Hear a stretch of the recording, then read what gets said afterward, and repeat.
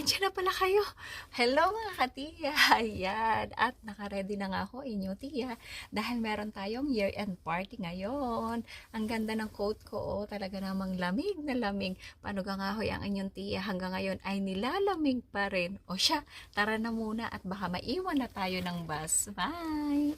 Hello mga katiya. Ayan, ang haba ng pila. Kami ho ay may year-end party. Tapos, pila muna kami sasakay ng bus. Hello, Bunso! Ayan! At sobrang lakas kaho ng hangin kaya itong aming mga buhok ay nagulo na nga. Nagulo na. Ayaw pa magpakita ni Bunso, nahiya na daw siya. Hello!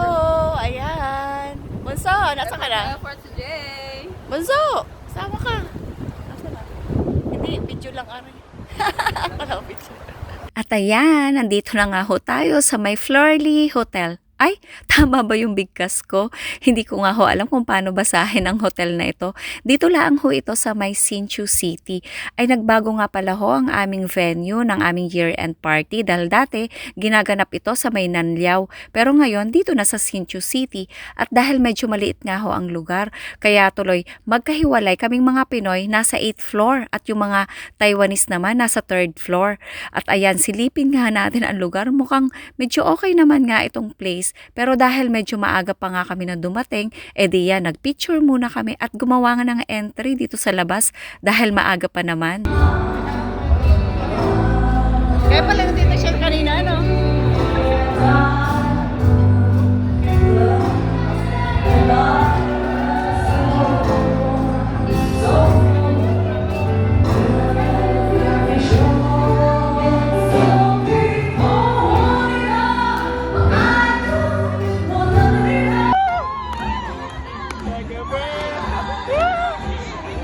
Bakit na?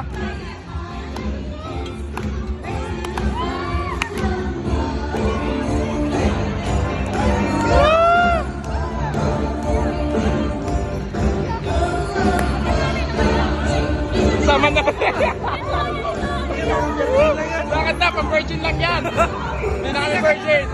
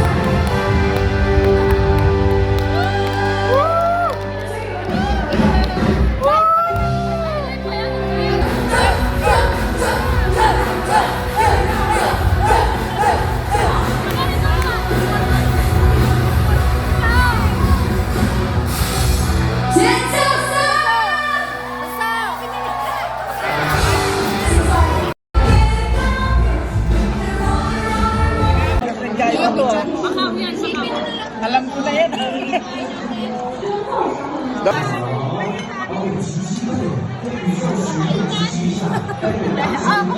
Video? Kahit 5 seconds lang itin. Ba't may laman loob yan?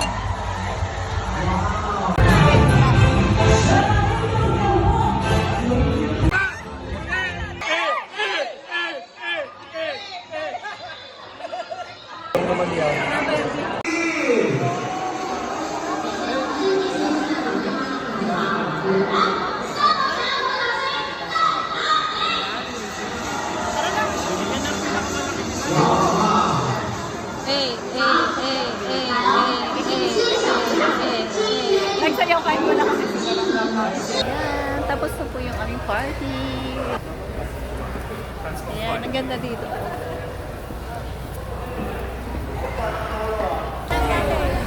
Kain ka na. Dapat may karatula ka kami. Oo nga.